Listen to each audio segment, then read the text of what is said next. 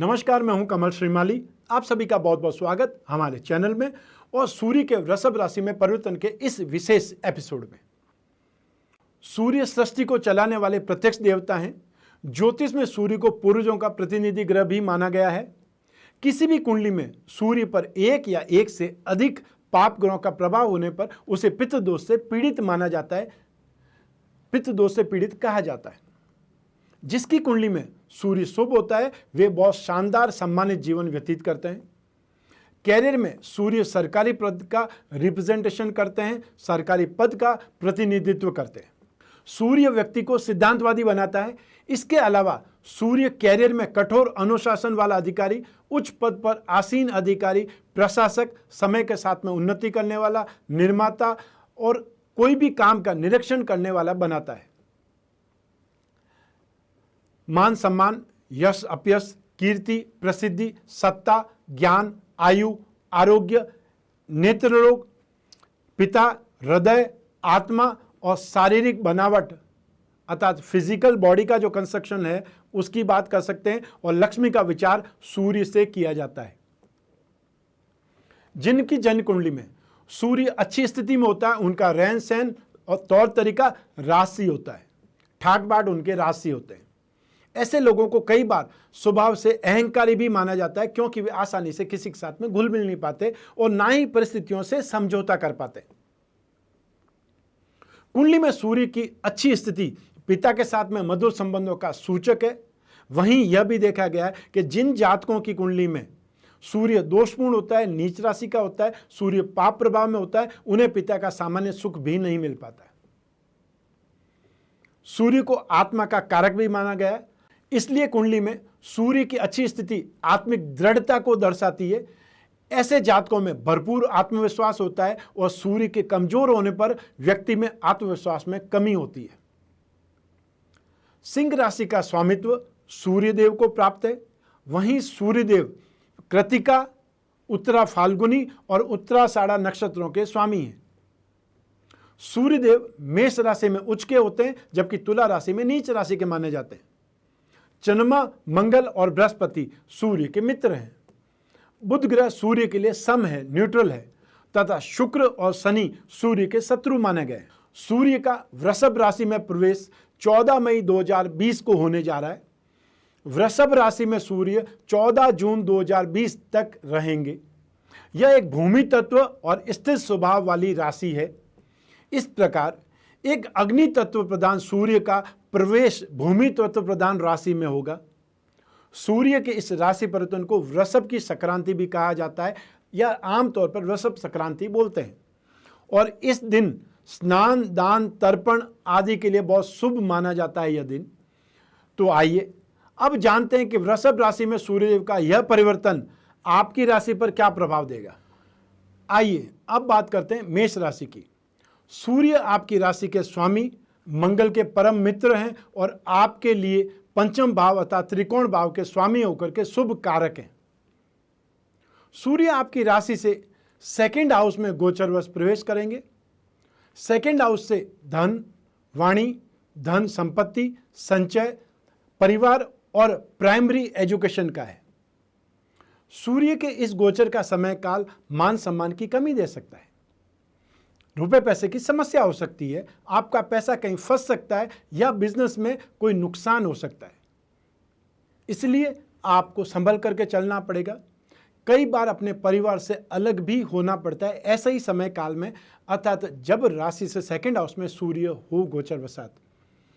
अलग मतलब कोई भी द्वेष भाव में अपमानित होकर के गुस्से से, या कोई परिवार का बंटवारा होता है उस स्थिति में, या बहुत बार व्यक्ति अपने परिवार में इतना दुखी और इतना अकेला हो जाता है कि उसको लगता है कि परिवार छोड़ ही देना चाहिए। कोई भी कारण से परिवार से अलग होना पड़ता है। ये जरूरी नहीं है कि आप सभी के साथ में समस्या आएगी, लेकिन जो इस समय परिवार में है, समटाइम ट्रांसफ़र से भी ऐसा हो सकता है कि आपकी कोई गवर्नमेंट जॉब में है या कोई कंपनी में और ट्रांसफ़र हो जाती है तो आपको शहर छोड़ के जाना पड़े, अपना परिवार छोड़ करके अलग रहना पड़े। अपने संबंधियों, मित्रों और समाज के सम्मानित जो सज्जन हैं उनसे झगड़ा होने के कारण, विरोध होने के कारण भी मानसिक रूप से व्यथा रहेगी, तनाव में रहेंगे, दुखी रह सकते हैं। अपने शब्दों में जो कड़वाहट और कटुता, वापस बोल रहा हूं, अपने शब्दों में कड़वाहट और कटुता से आपको बचना होगा। और किसी को भी अपशब्द बोलने से पहले एक बार सोचें और जहां तक हो अपशब्द बोलने से बचें, जिससे उनकी भावना आहत नहीं होगी। और अपनी बात को प्रेम पूर्वक यदि आप बोलना सीख जाएंगे, यही आपके लिए बेहतर भी होगा। एजुकेशन के मामले में यह गोचर पॉजिटिव साबित होगा और आपको बेहतरीन रिजल्ट्स मिलेंगे। यदि आप किसी से प्रेम करते हैं तो आपके प्रेमी जीवन में सफलता का दौर चलेगा और आप अपने पार्टनर, अपने प्रियतम को अपने परिवार वालों से मिलवा सकते हैं, जिससे उनके बीच में समझदारी विकसित हो, अंडरस्टैंडिंग बन पाए।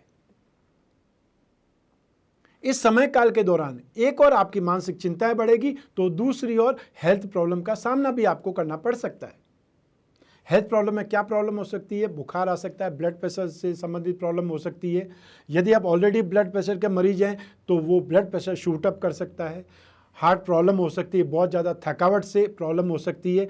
पेट या आँखों में इन्फेक्शन से आपको दुखी होना या कष्ट में रहना पड़ सकता है।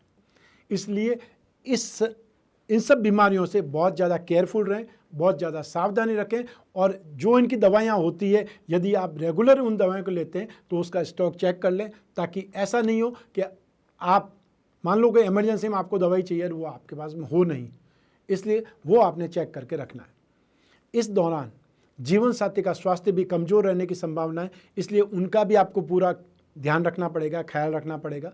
जो पारिवारिक मामले हैं उनके कारण आपका मेंटल स्ट्रेस बढ़ सकता है, इसके लिए आपको स्वयं को बिजी रखना सीखना होगा। कुछ प्रॉब्लम के कारण अपने आप को बहुत कंफर्टेबल नहीं मानने से आप व्यर्थ इधर इधर घूमते रहेंगे और हो सकता है बिना किसी उद्देश्य के लिए आप ट्रैवलिंग भी करें। जो समस्याएं हैं उन समस्याओं से परेशान रहने के कारण, अनकंफर्टेबल सिचुएशन के कारण आप व्यर्थ ही इधर इधर घूमते रहेंगे और बिना किसी उद्देश्य के ट्रैवल भी करते रहेंगे, जिससे कोई भी लाभ नहीं होने वाला, उल्टा एक्सपेंसेस ही होगा और परेशान अलग होंगे। इसलिए जो नेगेटिविटी है, जो प्रॉब्लम्स होती है, उसको मैनेज करना सीखना है और मैनेज करने के लिए कूल माइंड होना जरूरी है। आराम से सोचिए क्या सही है क्या गलत है, उसके बाद में आप डिसीजन लीजिए, तो आपके लिए ज़्यादा बेटर रहेगा। सब मिला करके ये जो समय काल है 14 जून 2020 तक आपने सावधानी के साथ में पार करना है, इतना ध्यान रखिए। आइए अब बात करते हैं सूर्य के दोष निवारण के उपायों की। जिन राशि के व्यक्तियों को सूर्य नकारात्मकता देगा, दोष देगा, पीड़ित करेगा, चाहे हेल्थ में हो, चाहे कैरियर में हो, चाहे और किसी ढंग से हो, उन व्यक्तियों को, उन जातकों को सूर्य से संबंधित उपाय करने से राहत मिलेगी। इन उपायों में सबसे पहले द्वादश आदित्य कवच धारण करना चाहिए। हर माह सूर्य जब परिवर्तन होता है, राशि परिवर्तित करता है, तो उसे संक्रांति कहा जाता है। तो 12 ही सूर्य परिवर्तित जो होते हैं, अलग अलग राशि में जाते हैं, उनके दोष निवारण के लिए हमने एक विशेष कवच का निर्माण किया है, द्वादश आदित्य कवच। स्पेशली सूर्य से संबंधित है। जिन लोगों को अपने पिता के साथ में वैचारिक मतभेद है, जो गवर्नमेंट सर्विस करते हैं और उनके ऊपर व्यर्थ के दोषारोपण लगते रहते हैं, जिनको हार्ट से संबंधित प्रॉब्लम है और जिन लोगों में आत्मविश्वास की कमी है, उनके लिए विशेष रूप से ये कारगर है। और इस कवच के निर्माण के लिए आपको अपना नाम, अपने पिता का नाम, अपनी माता का नाम, गोत्र, कास्ट और एड्रेस ये सब देना होगा, तब आपके लिए कवच का निर्माण होगा। ये सारी जो सूचना है वो पूजा पाठ के अंदर काम आती है, इसलिए ये इन्फॉर्मेशन आपको देनी होगी।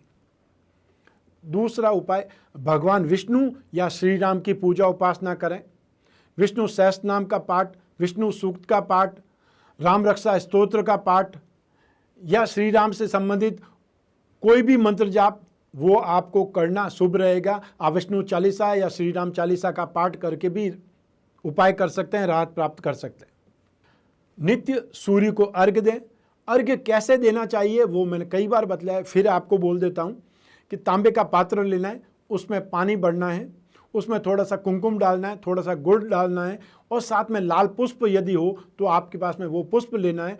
और सूर्य का मंत्र ओम घृणी सूर्याय नमः या फिर ओम राम रीम रोम स सूर्याय नमः का मंत्र जाप उच्चारण करते हुए अपनी पूरी हाइट से सूर्य और आपकी आंखों के बीच में वो जल गिरना चाहिए। इस ढंग से सूर्य को अर्घ्य दिया जाता है।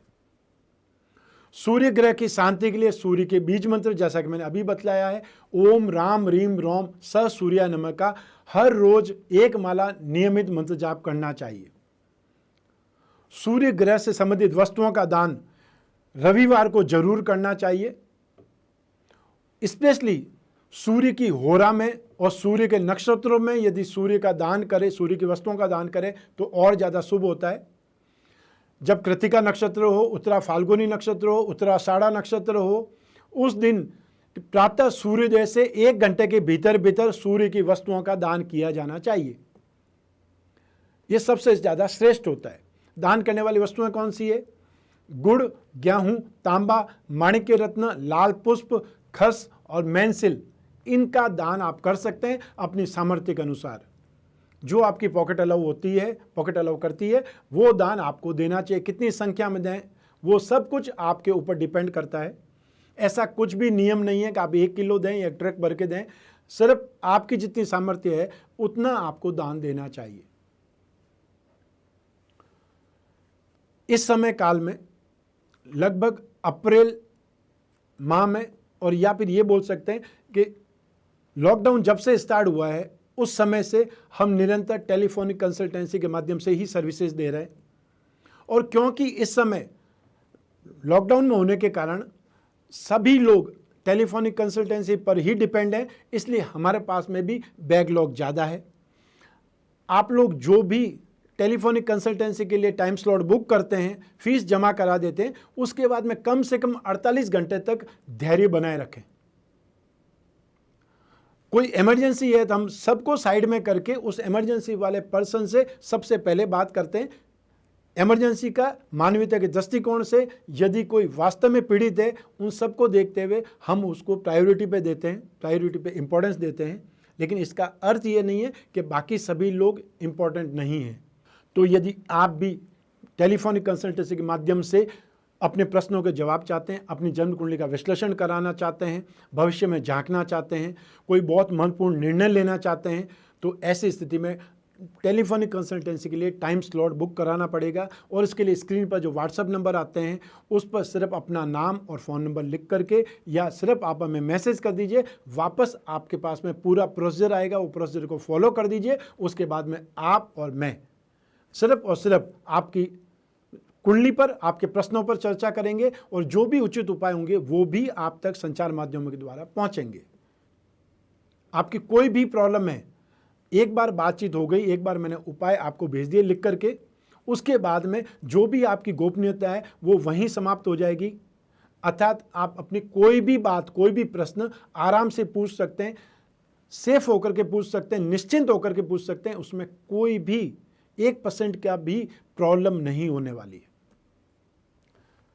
स्वस्थ रहें, प्रसन्न रहें, अपना, अपने परिवार का, अपने घर में छोटे छोटे बच्चों का इस समय काल में महामारी से ज़्यादा केयर करें। और जो आपके घर में बुजुर्ग हैं उनका और ज़्यादा केयर करने की ज़रूरत है, उनके साथ में समय गुजारने की ज़रूरत है, क्योंकि आपके घर में एक प्रकार से एक्सपीरियंस का खजाना पड़ा है। आप उसमें से जितना निकाल सकते हैं, ये आपकी अपनी पूंजी है, अपनी कैपिटल है, उसका फ़ायदा आप उठा सकते हैं। आप सभी को मेरा नमस्कार, बहुत बहुत शुभकामनाएं। ईश्वर आपकी रक्षा करे। धन्यवाद।